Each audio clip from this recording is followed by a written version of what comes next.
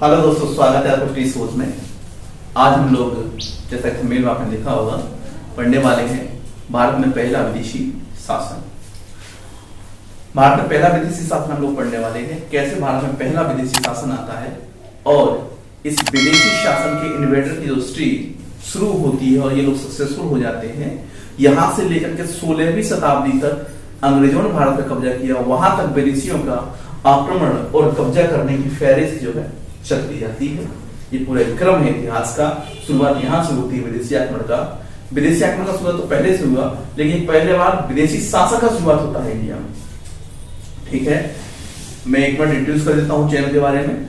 हम लोग हिस्ट्री को लेकर के चल रहे हैं, जिसमें प्राचीन कालीन भारत को लेकर चल रहे हैं। प्राचीन भारत का क्रमबद्ध तरीके से हम लोग वीडियो का संकलन करके लाए हैं और इसी क्रम में आप लोग वीडियो देखिए, एक अंडरस्टैंडिंग डेवलप करने में आपको थोड़ा इजी होगा।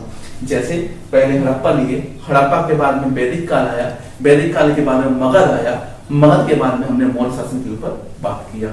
अब मौर्य शासन का डिक्लाइन हो रहा है दोस्तों, और मौर्य शासन के डिक्लाइन के बाद में अब क्या हो रहा है, विदेशियों का आक्रमण तो पहले भी हुए लेकिन सक्सेसफुल नहीं हो पाए। यहाँ सक्सेसफुल होकर के विदेशियों का क्या हो जा रहा है, शासन।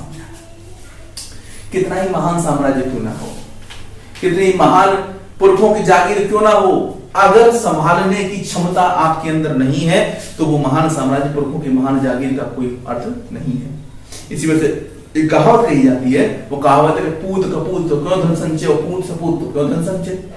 मतलब अगर बेटा बेटे जैसा है तो फिर धन का संचय क्यों करना, और बेटे बेटे जैसा नहीं है तो फिर भी धन का संचय क्यों करना। कहने का मतलब, अगर किसी पिता का पुत्र जो है अगर क्षमतावान है तो उसके लिए क्या तुम पैसा इकट्ठा कर लो, दुनिया भर का जोड़ कर रख देगा। और अगर वो बेटे जैसा नहीं है, निकम्मा टाइप का है, तो तुम कितना ही संचय कर लो, सबको बेच कर बात कर देगा। रिसेंटली एग्जांपल इंडिया का जो अभी राजनीतिक स्थिति चल रही है उसमें आप देख सकते हो कि कितना महान पुरखों का इतिहास रहा। अगर आपके अंदर क्षमता नहीं है, आप क्षमतावान नहीं है, तो उसको धूमिल कर दिया। ठीक है, ऐसा यहां हो रहा है। ये विदेशी हैं, इनका नजर है इंडिया के ऊपर, इनका नजर है बहुत दिनों से। ये देख रहे हैं कि जो सेल्यूकस निकेटर का जो उत्तराधिकारी है, और सेल्यूकस निकेटर जो है गाइड के तौर पर रह गया था केवल, क्योंकि सेल्यूकस निकेटर का बहुत सारा हिस्सा तो जीत लिया था चंद्रगुप्त मौर्य ने, लेकिन फिर भी सेल्यूकस निकेटर के पास हिंदू कुश से ऊपर का हिस्सा, अफगानिस्तान की तरफ का हिस्सा सेल्यूकस निकेटर के पास था। इधर हिंदुस्तान में जो सबसे महान शासन था मौर्य साम्राज्य, उसका पतन होना शुरू हो गया है। अशोक के समय तक ये अपने चरम उस पर पहुंच चुका था, चरम पे पहुंच चुका था। उसके बाद जो शासक आए वो इतने क्षमतावान नहीं हुए, वो केवल अपना खाना पीना यासी यहाँ तक सीमित रहे, और अंतिम शासक जो था बृहदत्त था, उसको मार दिया उसी के सेनाधिकारी ने। ठीक है, सेनाध्यक्ष ने मार दिया और शुंग वंश का शुरुआत कर दिया उसने, शुंग। ठीक है, इधर मौर्य समाप्त हो रहा है, शुंग गद्दी पे आ चुका है। उसके बाद में शासन की जो स्थितियां हैं, जो पहले एक संरचना बनी हुई थी, वो कमजोर हो चुकी है। शुंग बैठ तो गया गद्दी को उसको मार के, लेकिन उसका क्षेत्र जो है वो सीमित हो गया। वो केवल मगध में राज करने लगा, चीजों को संभाल नहीं पाया जैसे अशोक ने संभाला, जैसे चंद्रगुप्त मौर्य ने इसकी शुरुआत करी, उसको संभाल नहीं पाया। उधर ये इंतजार कर रहे हैं विदेशी शासक जो है, विदेशी जो आक्रमण करता है, सब इंतजार कर रहे हैं जब हमको मौका मिले और हम जा करके अटैक करते हैं। कारण भी है उसका, कैसे, जिस क्षेत्र से आते हैं, जिस क्षेत्र से आते हैं उस क्षेत्र में क्या हुआ कि उस क्षेत्र अफगानिस्तान, बैक्टीरिया साम्राज्य वहां पे है, ये बैक्टीरिया के लोग हैं, वहां से भाग करके ये लोग आते हैं। अब इनके पास दो तरीके हैं, एक है कि ये लोग चाइना चले जाएं और दूसरा है इंडिया चले जाएं। लेकिन चाइना का एक बहुत ही पुराना शासक है, उसने क्या किया, एक बुद्धिमत्ता का काम किया, वो चाइना का महान दीवार बना दिया। चाइना का महान दीवार बनने से पहाड़ों पे हजारों किलोमीटर की दीवार उसने बना दी। उससे क्या हुआ कि ये आक्रमण उसमें चाइना में नहीं घुस पाए। अब इनको कहीं तो जाना था, मरता क्या ना करता, तो ये लोग क्या किए, इंडिया में आना शुरू कर दिए। और इंडिया में जब ये आए तो दोस्तों यहाँ की शासन व्यवस्था कमजोर हो चुकी थी, ये कब्जा लिए। इससे पहले इंडिया में आक्रमण हुए, विदेशी आक्रमण हुए, नो डाउट हुए। सिकंदर आया, कुछ नहीं कर पाया, वापस चला गया, कुछ नहीं कर पाया। ये वो पहले आक्रमण करता है जो इंडिया में आकर सक्सेसफुल हो गए दोस्तों। तो इनका कार्यक्रम देख लीजिए। सबसे पहले हिंद यूनानी, जिसको इंडो ग्रीक बोलते हैं, ये वो वंश आया। इंडो ग्रीक के बाद में शक आया, शक के बाद में पार्थियन आया, या इसको पहलव भी बोलते हैं, पहलव आया, लास्ट में इसको कुषाण। ये सब के सब विदेशी हैं, इनको इंडियन समझने का भूल मत कीजिएगा, इनको इंडियन समझने का भूल आप मत कीजिए, ये सब का सब विदेशी है। जैसे कुषाण शासक हैं, कुषाण शासक का जो है चित्रण भी इंडिया में किया जाता है, ठीक है। अब देखो ये विदेशी शासन है, विदेशी शासक है। अब इन विदेशी शासकों को भी क्या हुआ, बाद में चल करके यहाँ के पंडित पुरोहितों ने क्षत्रिय का उपाधि दे दिया, बोले सब क्षत्रिय हैं, जबकि इनका कोई धर्म ही नहीं था।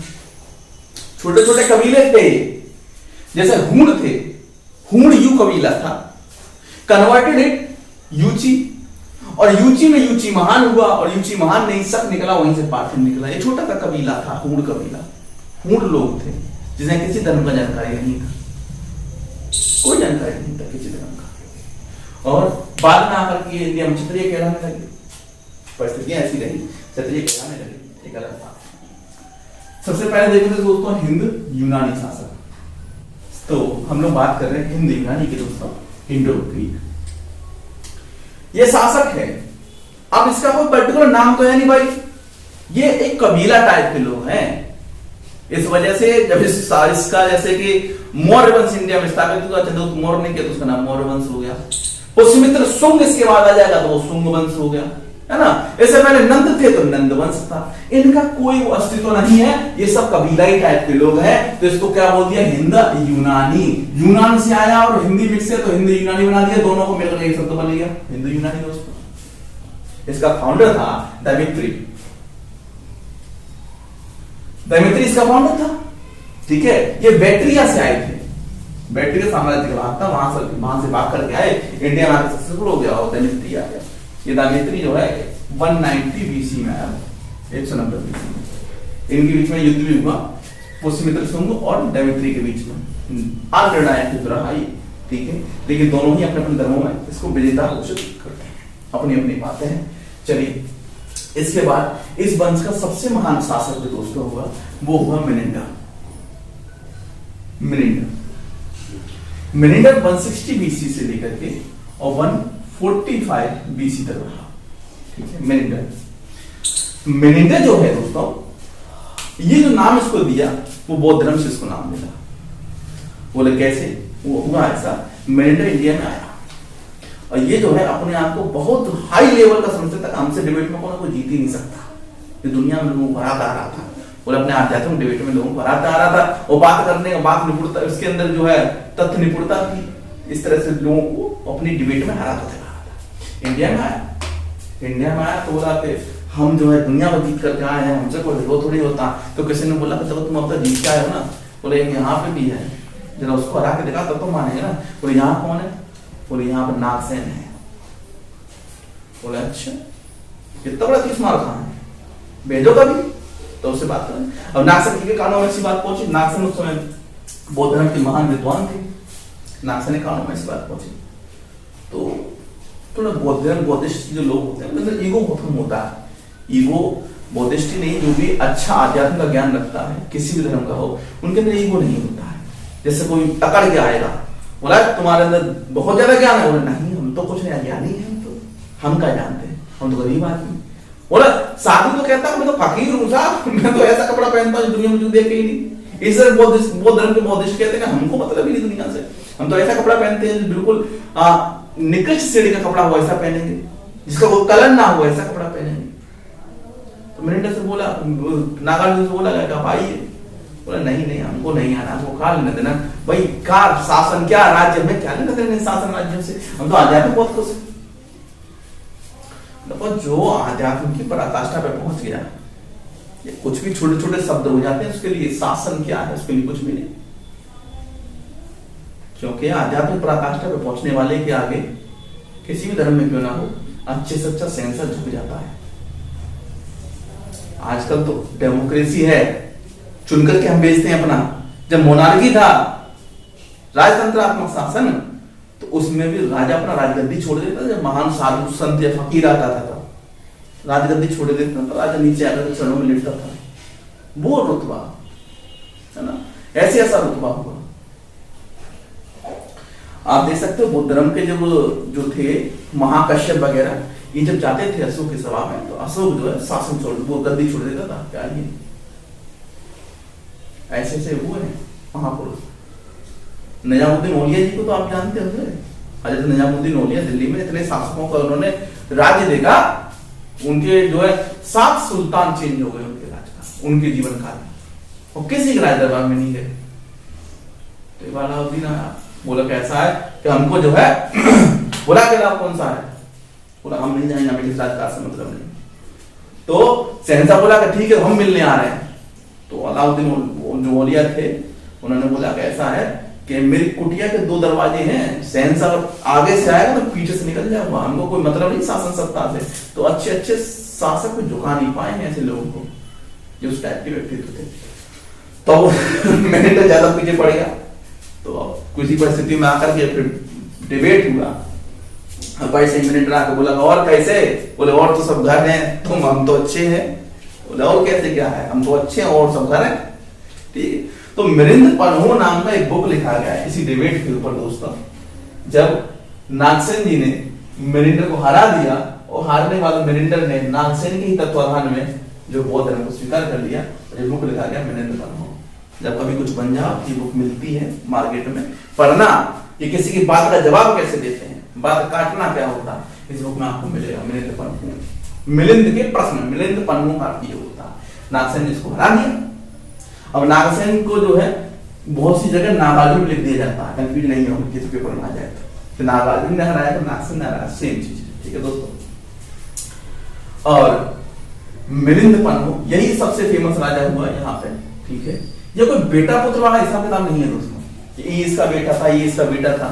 ये छोटे छोटे कबीले आ रहे हैं, कबीले में कोई महान हो गया, कोई मान मिट गया, मारा गया, है ना, तो कुछ के नाम जिससे फेमस हो जाते हैं उसकी हम बात कर लेते हैं। ठीक है, ये कोई ऐसा राजवंश नहीं जो भारत में स्थापित हो रहा है कि इसका बेटा ही राजा बनेगा, तो राजा का बेटा राजा बनेगा, ये बाहर से आए जो कबीले हैं। ठीक है, उसके बाद इस वंश का, हिंदी यूनानी वंश का अंतिम जो शासक हुआ वो हर्मेस। हर्मेस, इसको पार्थियंस ने हरा दिया। पार्थियंस आएंगे जो पहले वंश है पार्थियंस, उन्होंने इसको हरा दिया हर्मेस को। तो इसके साथ चैप्टर क्लोज हो जाता है हिंदी यूनानी का दोस्तों। लेकिन हाँ, इनका कुछ इंडिया को कंट्रीब्यूशन था जो बहुत फेमस हुआ। वो कंट्रीब्यूशन था कि इंडिया में सोने की सिक्के की शुरुआत करने वाले यही थे।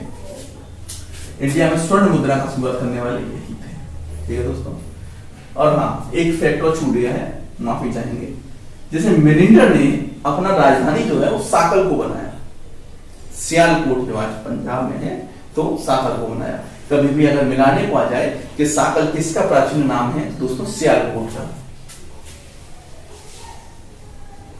सियालकोट पंजाब, जो आज सियालकोट है वो साकल नाम से जाना जाता था। ठीक है दोस्तों, स्वर्ण मुद्रा जो है शुरुआत करने वाले हिंदुआनी थे, और सबसे ज्यादा किसके शासनकाल में थी, कुशाण के शासनकाल में थी सबसे ज्यादा।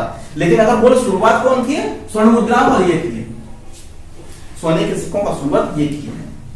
इंडिया में से पहले सोने के सिक्के का नहीं मिलता है इस पीरियड टेबल पर। मौर्य वंश में सिक्के थे इत्यादि थे, लेकिन सोने का नहीं, प्योर गोल्ड का नहीं है। प्योर गोल्ड की शुरुआत करने वाली ये है दोस्तों, स्टार्ट यहां से होता है। अब यूपीएससी बोले केवल इन्होंने सोने के सिक्के आप जो है चलाए नहीं, इन्होंने और भी धातुओं के सिक्के चलाए, सोना, चांदी, निकल और तांबा। निकल इसको गिलेट बोलते हैं, इसको आर्टिफिशियल ज्वेलरी जो बनती है गिलेट से, वो गिलेट की बात चल रही है। ठीक है, और तांबा, इन सब धातुओं के सिक्के भी इन्होंने चलाए थे। ठीक है, गंधार कला का विकास इसी में हुआ दोस्तों। गंधार कला क्या है ये आप पढ़ेंगे आर्ट एंड कल्चर में। ठीक है, गंधार कला है, बुद्ध से रिलेटेड रही गंधार कला, बुद्ध की मूर्तियां इसमें मिलती हैं। बस ये समझ लीजिए कि जो स्टैच्यू आप सजाने के लिए लाते हैं, एकदम शार्प बुद्धा, पैनी नाक, घुंघराले बाल, 16 का डोला, गंधार कला की मूर्ति है।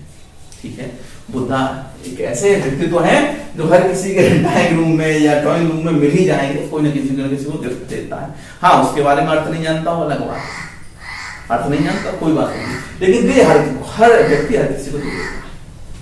अब आज अगले शासक की तरफ चलते हैं, अगला वंश की तरफ चलते हैं। वंश तो नहीं है, ये कबीला ही हम इसको बोलने ज्यादा उचित है, लेकिन बहुत दुख की बात है, इसको पढ़ाना मजबूरी पेपर में आता है, क्योंकि इंडिया में कब्जा हो रहा है, यहाँ से विदेशियों कब्जा होना शुरू हो गया है। ठीक है, और इतिहास बड़ा कंट्रोवर्सी भरा है। कंट्रोवर्सी भरा रहा है ये है कि इतिहासकारों की माने तो बहुत सारे इतिहासकार तो ये भी कहते हैं कि भाई कब्जे की शुरुआत अगर करना चाहते हैं तो जिसने हड़प्पा सभ्यता को खत्म करके कब्जा आया वहां से कब्जा शुरू हुआ।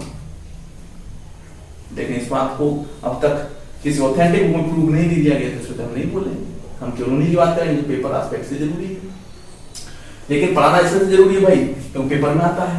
अब आते हैं शक संमत शक वंश की बात करते हो दोस्तों, तो ये यूनानियों से ज्यादा भाग में कब्जा कर लिए थे। जितना ये हिंदी यूनानी जो थे, हिंदी यूनानी जितने भाग पे कब्जा किए उससे कहीं ज्यादा भाग पे लोगों ने कब्जा कर लिया शकों ने। इनकी 5 शाखाएं इंडिया में आई, 5 खेत में ये लोग अलग अलग कबीलों के हिसाब से आए इंडिया में, क्योंकि मजबूरी था भाई, इनका कबीला था, शक सब बोले जाते थे। अब इनका मजबूरी ये था कि चाइना जा नहीं सकते और बैक्टीरिया राजा इनको जुटियारा बहुत बुरी तरह मरेंगे वहां रहेंगे, तो बैक्टीरिया से भागना पड़ेगा इनको, तो कुछ तो जगह चाहिए थी, तो इस जगह पर ढूंढते ढांढते यहाँ फिर रहे हैं। अब फिर रहे तो फिर क्या हुआ कि 5 भाग अलग अलग चले गए। अब देखो कॉन्फ्लिक्ट हो रहा है इंडिया में, इंडिया तो नहीं कहेंगे, अफगानिस्तान के पुराने भागों में पहले से यूनान शासक मौजूद हैं। यूनान शासक कैसे मौजूद हैं? तो जो सेल्यूकस निकेटर के वंशज रह गए, सिकंदर ने जो भाग जीते उसमें सेल्यूकस निकेटर के वंशज रह गए। अब वो यूनानी शासक थे, लेकिन बेशक यूनान के थे, ये भी यूनान से थे, लेकिन यूनान में भिड़ंत हो गई। क्यों हो गई? सबको उस पर्सनल जगह पे क्या जगह चाहिए थी उस तत्कालिक भाग में, क्या करें, मजबूरी है, मारे जाएंगे। इस वजह से इनकी 5 शाखाएं जो आई वो इस प्रकार से थी दोस्तों, अलग अलग जगह। अफगानिस्तान, क्योंकि उस वक्त पाकिस्तान तो ही बोले सर पाकिस्तान में शाखा नहीं थी, बोलो पाकिस्तान तो था ही नहीं बेटा, पाकिस्तान पैदा हुआ है, पाकिस्तान पेट में था इंडिया के पेट में तो नहीं कहेंगे, इसमें बीज भी नहीं पड़ा था पाकिस्तान का, तो पाकिस्तान तो था ही नहीं। अफगानिस्तान और इंडिया की बात करेंगे, अफगानिस्तान और इंडिया के कई भागों में इनकी जगह मिली है। तो पहली शाखा दोस्तों अफगानिस्तान में आकर स्टैब्लिश हुई इन शाखों की। दूसरी शाखा पंजाब में, जिसकी राजधानी तक्षशिला हुई, ये भी पंजाब में किया था सियालकोट में, और ये कहां कर दिया? तक्षशिला में कर दिया। ठीक है, पंजाब दोनों जगह आ गया, इस तरह से ध्यान रखेंगे कि इस तरह से अगर प्रश्न बन जाता है कि निम्न में से कौन कौन से विदेशी शासकों ने पंजाब की अपनी राजधानी बनाई, तो शक, पहलव और हिंदी यूनानी, कुषाण, इस तरह से 1 2 2 3 से क्वेश्चन बन सकता है। ठीक है, ये तक्षशिला था, वहां सियालकोट था। तीसरी शाखा मथुरा आ गई और करीब 4 सदियों तक यहाँ पर राज करती रही, 300-400 वर्ष तक। पश्चिमी भारत में चलेगी चौथी जो है,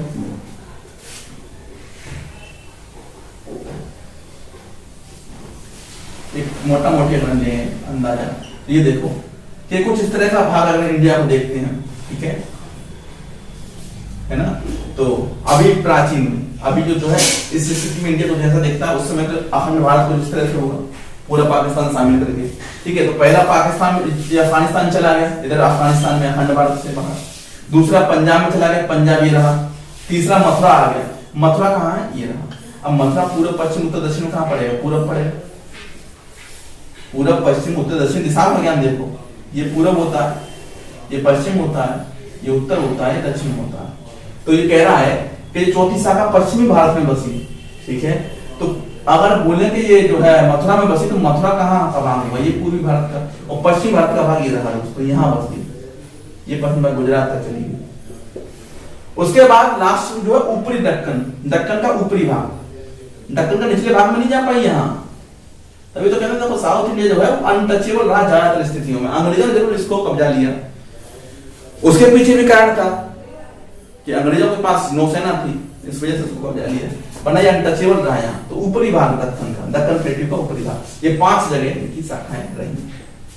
ठीक है, एक राजा का जिक्र मिलता है दोस्तों, इसने शकों को पराजित किया था।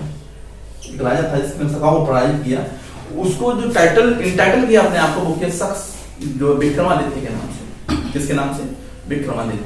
अतः कैसा राजा है, पराजित शकों को करके शकों के नाम पर शक संवत शुरू कर दिया शक संवत सुने हो, विक्रम संवत यही है वो, विक्रम संवत की शुरुआत कर दिया वो, शक संवत विक्रम 57 से 58 बीसी में से शुरुआत की थी। विक्रम संवत आज की जो आधुनिक जो कैलेंडर है उससे इतना आगे रखिए, शक संवत।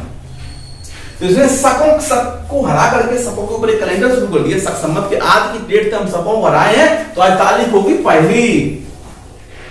ठीक है, अब ये जो टाइटल है विक्रमादित्य का, यहां से वो फेमस हो गया दोस्तों। अब देखो कुछ टाइटल्स जो है ना लोग धारण कर लेते हैं, ठीक है, बोले कैसे धारण कर लेते हैं, जैसे कि टाइटल्स अभी आंदोलन में जानेंगे कि हम दूसरे का नाम धारण कर लेते हैं। नाम कैसे धारण कर लेते हैं? इस दुनिया में अभी के समय में देखो कि अगर रैप की शुरुआत होती है तो नाम किसका था? एमिनेम का, ठीक है, आई एम एमिनेम है। और इसी से इंस्पायर्ड होकर लोगों ने अपना नाम लिख दिया, बोला एमी वे बनता है, तो एमी भी इंस्पायर्ड बाय द एमिनेम, बोले एमिनेम टॉप पे है, बोले अपन उससे इंस्पायर होकर तो उसी जैसा एक मिलता हुआ नाम रख लिए, है ना, कि एमी वे बनता है। मालूम है ना? तो कुछ नहीं मालूम है भाई, तुम कॉपी कर रहे हो एमिनेम को, ठीक है। अब देखो, अब यहां से शुरुआत होता है दोस्तों कि जैसे टाइटल लेने का, जैसे मान लो कुछ काल्पनिक वंश हुए, चंद्र वंश, सूर्य वंश, इनका कोई वास्तविकता नहीं है, लेकिन इनसे अपने आप को जोड़ करके गौरवान्वित महसूस करेगा, मैं सूर्यवंशी फलाने सिंह, कि मैं चंद्रवंशी फलाने सिंह, है ना। ये काल्पनिक है। जिस तरह से आप देखते हो कि सीजर का टाइटल चला, अगर यूरोप में देखें तो सीजर का टाइटल चला, और सीजर का टाइटल चल रहा जूलियस सीजर। सीजर मतलब एक महान आदमी, अब सीजर का टाइटल चलने लगा जूलियस सीजर। जैसे विक्रमादित्य का टाइटल चलने लगा, वही टाइटल दोस्तों इतिहास में 14 लोगों ने धारण किया। विक्रमादित्य का टाइटल भारतीय इतिहास में 14 लोगों ने धारण किया। पहले यही हुए जिन्होंने सबको पढ़ाया, उस राजा का नाम क्या था कोई नहीं जानता, इतिहास थोड़ा सा धूमिल है। और सबसे ज्यादा फेमस जो हुए वो हुए विक्रमादित्य सेकंड, जो थे दोस्तों गुप्त वंश के, ये सबसे ज्यादा फेमस हुए, है ना। और शक संवत का बात हो गया। ये देखो विक्रम बेताल का कहानी सुने तो वही विक्रमादित्य सेकंड की बात कर रहा हूं, बहुत ही। अब विक्रम बेताल का कहानी सुनो, बेताल 25 से कि बेताल जो है, बेताल को उतार करके विक्रम जो है ले जा रहा अपने गुरु के कहने पे, लेकिन बेताल विक्रम कहानी सुनाता है।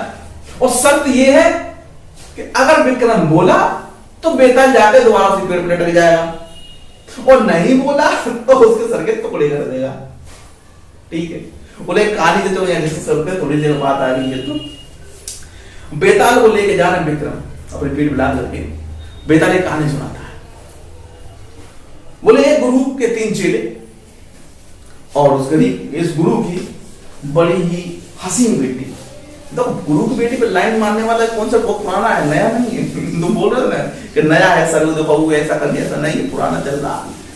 अब क्या हुआ कि तीनों ही उससे प्रेम करता, तीनों ही उससे प्रेम करते। स्थिति ये हुई, तीनों ने प्रपोज किया, तीनों ही तमतावान, और तीनों ही प्रेम करते हैं। वो लड़की डिसाइड नहीं कर पाई, सामंजस्य में फंसी रही। अंतर हो सकता क्या हुआ कि वो जो लड़की है वो आत्महत्या कर लेगी, लड़की आत्महत्या करने के बाद में तीनों क्या करते हैं, अलग अलग एक्ट करते हैं। एक क्या करता है कि दुनियादारी को छोड़ देता है, दुनियादारी छोड़ देता है कि अब तो मेरी महबूब चली गई, मैं क्या करूंगा, बोले आज तो दाढ़ी बढ़ा करके मतलब लंबे लंबे और जो कम बड़े गाने सुनूंगा, ठीक है। एक जो है, एक सोचता है कि ये चली गई, अब मैं जाकर के क्या करूं दोस्तों, वो सोचता है कि मैं ज्ञान का अर्जन करूं, और ऐसे मंत्र भारत में पहले से प्रचलित हैं जो मुर्दे को भी जिंदा करते हैं, उस चीज की खोज करूं। तीसरा क्या करता है कि तीसरा एक टेक्निक सीखता है, उस टेक्निक से पूरी तरह उस महिला को, उस सर को सड़ने नहीं देना है, उसको पत्तों में लपेट कर डेली साफ सफाई करनी है, इत्यादि तीनों अलग अलग कामों में लग गए दोस्तों, ठीक है। अब जो गुरुओं के सानिध्य में गया, उसने दुनिया भर का भ्रमण किया, उसको कहीं से वो फकीर मिल गए जिनके पास मंत्र था जीवित करने वाला, वो मंत्र उसने ले लिया, ठीक। एक तरफ वो जो डेली उसकी सेवा करता था, ठीक है, डेली सेवा करता था, डेली उसके बदन की साफ सफाई करता था, और उसको बिल्कुल सड़ने नहीं दिया, उसको ऐसी रखने की कोशिश कर रहा था। और तीसरा क्या था, दुनिया वाली दाढ़ी सब छोड़ करके चला गया और फकीर बन गया। अंत हो सकता होगा ये कि आगे चल गए, एक दिन तीनों आए, तीनों एकत्र हुए, और जो मंत्र जानता था उसने मंत्र फूंका, लड़की जिंदा हो गई भाई साहब। अब उस लड़की से पूछा कि बता तेरा पति कौन है, अब देखो उसके जवाब। तो अब उस लड़की ने क्या कहा होगा, अब बेताल विक्रम से पूछता है, पता विक्रम कि इसमें से इस लड़की का पति कौन, बोले क्यों? कि अगर तू नहीं बोला, अगर तू बोला तो मैं चला जाऊंगा, और अगर तूने न्याय नहीं किया तो मैं तेरे सर के टुकड़े कर दूंगा। तब देखो विक्रम न्याय करता। विक्रम बोलता है कि देख भाई बेताल, कि तेरा जो संशय है ना उसको मैं अपनी नाटक करता हूं। जिसने प्राण फूंके वो पति नहीं हो सकता। बोले क्यों? इतना मेहनत करके आ रहा है, वो जिंदा कर लिया इसको तो अपनी पति बनाऊंगा। बोले प्राण फूंकने का जो कार्य है ना वो ईश्वर का है, पति का नहीं है। बोले ये बंदा तो हो गया आउट। बोले अब बता विक्रम दूसरा बता, कि जिसने सेवा करी वो भी पति हो सकता। बोला क्या बेवकूफ आदमी है, सेवा का भी पति नहीं हो सकता। बोले दिन रात सेवा कर रहा है। बोले दिन रात सेवा करने का जो करता है वो किसका? पुत्र का है, पति का नहीं है। बोले पति कौन? वही रमता जोगी, बहता पानी उठा के ला उसको, वही पति है। तो विक्रम बेताल का बड़ा नैतिक कहानियां हैं जिससे आप डिसीजन मेकिंग चीजें सीखेंगे। अगर 2500 कहानियां पढ़ते हो तो डिसीजन मेकिंग सीखोगे कैसे डिसीजन लिया जाता है। ठीक है, तो विक्रम बड़ा फेमस हुआ दोस्तों। अगर कोई छूटा हुआ है कि हम लोग विक्रम बेताल की कहानी पहुंच गए।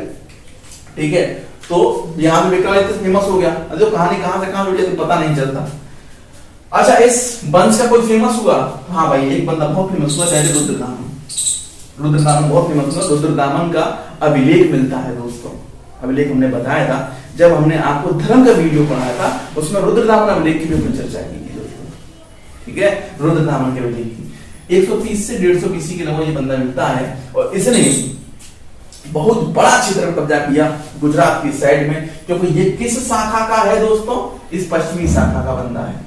ये पश्चिमी शाखा है ना, इसका बंदा है रुद्रदामन। हाँ, छोटे छोटे हुए इसमें राजा, जैसे हाउल हुआ, हैती हुआ, इनका कोई रिलीवेंस नहीं है तो ज्यादा काहे पढ़ना, जिसका रिलीवेंस उसकी बात करेंगे। ठीक है, रुद्रदामन का बहुत जिक्र मिलता है, गुजरात की तरफ बहुत ज्यादा किया। अब देखो इसके कुछ इंपोर्टेंट चीज पेपर में आती है, उसकी बात कर लेते हैं। जैसे इसने चांदी के सिक्के चलाए, सोने के तो चला ही रहे थे, ये बंदे शुरू करे थे, इसने चांदी के चलाए। अब देखो सुदर्शन झील का जिक्र बहुत मिलता है। सुदर्शन झील का जीर्णोद्धार जो है इसने कराया, रिनोवेशन कराया सुदर्शन झील का, बार बार जिक्र आया सुदर्शन झील का। आज फिर इसके बारे में बता देते हैं। बनवाई चंद्रगुप्त मौर्य ने पहली बार रिनोवेट करवाई अशोक ने, और दूसरी बार करवाई है इसने रुद्रदामन।